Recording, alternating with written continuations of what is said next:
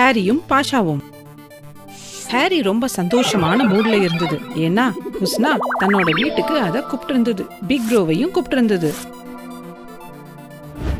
கொஞ்சம் சுவையான கேரட்ஸை எடுத்துக்கிச்சு. ஏன்னா ஹுஸ்னாக்கு அது ரொம்ப பிடிக்கும். ஜாலியா விசில் அடிச்சுக்கிட்டே ஹுஸ்னா வீட்டுக்கு போச்சு. பிக் ப்ரோவும் ஹுஸ்னாவும் கையசைச்சு ஹாரிய வரவேற்றாங்க. 3 பேரும் உட்காந்து கதை அடிக்க ஆரம்பிச்சுட்டாங்க. திடீர்னு அங்க செடிங்களுக்கு பக்கத்துல சத்தம் கேட்டுச்சு. சத்தம் கேட்ட பக்கம் ஹாரி தன் கூர்மையான காதுகளை திருப்பி சொல்லிச்சு, அங்க ஏதோ சத்தம் வருதே. கவலைப்படாத, அது என்னன்னு நான் போய் பாக்குறேன் சொல்லிக்கிட்டே பிக் ப்ரோ சத்தம் வந்த இடத்த பார்த்து போச்சு. பக்கத்துல போனதுக்கு அப்புறம் செடிங்களுக்கு நடுவுல இருந்து யாரோ நடுக்கத்தோடு பேசுறத பிக் ப்ரோ கேட்டுச்சு. ஓ, என்ன ஒன்னும் செஞ்சிடாதீங்க, நான் உங்களுக்கு தீங்கு செய்ய மாட்டேன், நான் தான் பாஷா பாம்பு. சந்தேகமே இல்லாம மஞ்சள் உடம்பு கொண்ட பாஷா ஊர்ந்துகிட்டே எதிர நிக்கிற பிக் ப்ரோவை நடுக்கத்துடன் பார்த்துச்சு. ஏன் செடிகளுக்கு பின்னாடி ஒளிஞ்சுக்கிட்டு இருந்த? நான் ஒளிஞ்சுகிட்டு இல்ல, தூங்கிக்கிட்டு இருந்தேன். உங்க சிரிப்பு சத்தத்தை கேட்டு யாருன்னு பார்க்க வெளியே வந்தேன். என்ன மன்னிச்சிடுங்க உங்களை தொந்தரவு பண்ணதுக்காக. ஹுஸ்னாவும் ஹாரியும் பாஷாக்காக வருத்தப்பட்டாங்க. பரவாயில்ல, இருக்கட்டும் பாஷா, உனக்கு விருப்பம்னா நீ எங்க கூடவே வரலாம். சந்தோஷமா பாஷா சிரிச்சுக்கிட்டே தலையாட்டுச்சு. ஓ கண்டிப்பா, ரொம்ப நன்றி. அப்புறம் பாஷா, ஹாரி, ஹுஸ்னா, பிக் ப்ரோ எல்லாரும் ஃப்ரெண்ட்ஸ் ஆகிட்டாங்க. 3 பேர்லயும் ஹாரிய தான் அதுக்கு ரொம்ப பிடிச்சிருந்தது. அடிக்கடி பிக் ப்ரோவும் ஹுஸ்னாவும் ஹாரியோட புத்திசாலித்தனத்தை பாராட்டிக்கிட்டே இருந்தாங்க. கதைங்க சொன்னாங்க ஹாரி எப்படி பலசாலியும் கொடுமையும் சேர்ந்த மிருகங்களை ஜெயிச்சதுன்னு. ஹாரி வேகமா போறத பார்த்து பாஷா ஆச்சரியப்பட்டுச்சு. ஏன்னா அதுவே மெதுவா தான் போகும். ஒரு நாள் பாஷா மனசுல இருக்கிறத சொல்லுச்சு.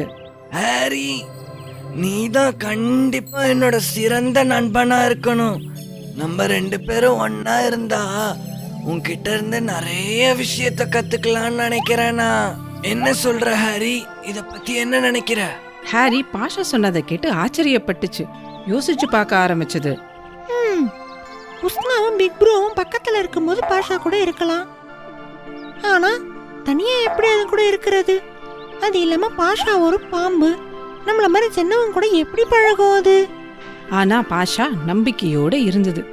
ஹாரியால பாஷாவோட விருப்பத்துக்கு இல்லைன்னு சொல்ல முடியல. ஒவ்வொரு நாளும் ஹாரிய பாக்குறதுக்கு பாஷா ஓடி வந்துடும். இது அவங்க அம்மா சனாக்கு சுத்தமா பிடிக்கவே இல்லை.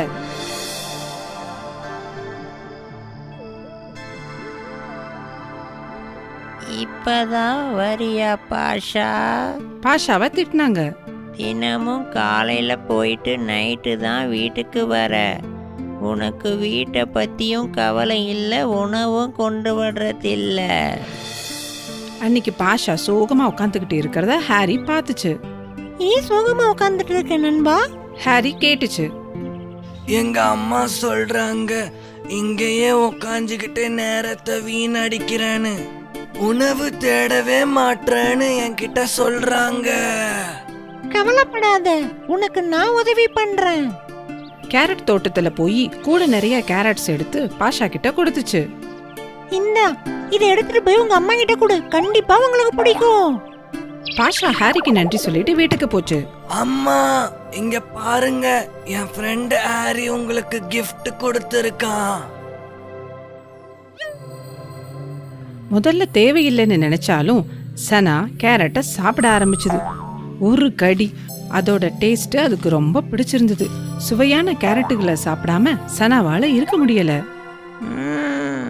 இந்த கேரட் ரொம்பவும் சுவையா இருக்கே. ஓ, உன் ஃப்ரெண்ட் இந்த சுவையான கேரட்டை டெய்லி சாப்பிட்றான்னா அப்போ அவனோட உடம்பு எவ்வளோ சுவையா இருக்கும். அவன் தோல் இன்னும் ருசியா இருக்கும். அது இல்லாம அவனோட இதயம் இன்னும் மொறுமொறுன்னு இருக்கும். பாஷா பயந்துடுச்சு. அம்மா, என் ஃப்ரெண்ட பத்தி எப்படி நீங்க இந்த மாதிரி பேசலாம்? இங்க பாரு மகனே, உனக்கு பாம்புகளை பத்தி தெரியாதா? மிருகங்களை பிடிச்சு சாப்பிடும்.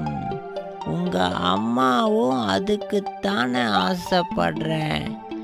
என் ஆசைய தடுக்காத பாஷா, இத பண்ணு. ஆனா ஹாரி ரொம்ப புத்திசாலி, ரொம்ப வேகமானவன். அப்போ அவனால நீந்த முடியாது.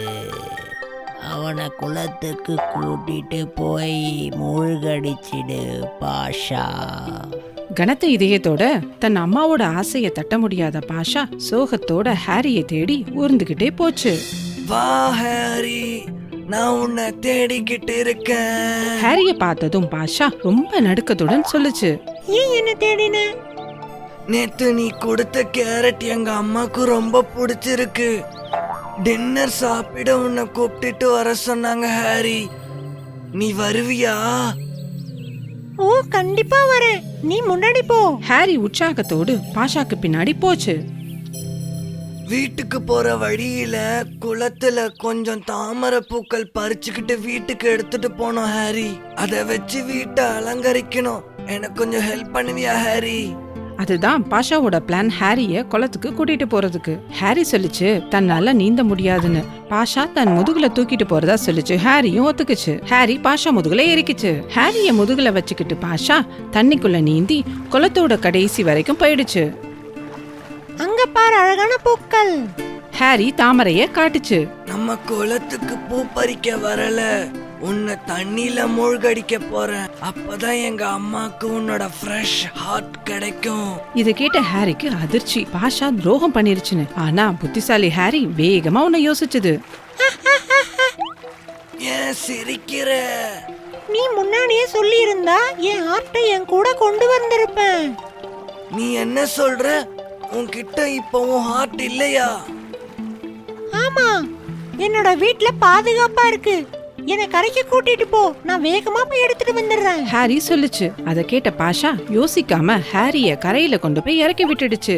போ, உன்னோட ஹார்ட் எடுத்துட்டு வா. பாஷா சொல்லுச்சு. இறக்கி விட்டதும் வேகமா தூரமா போன ஹாரி சொல்லுச்சு.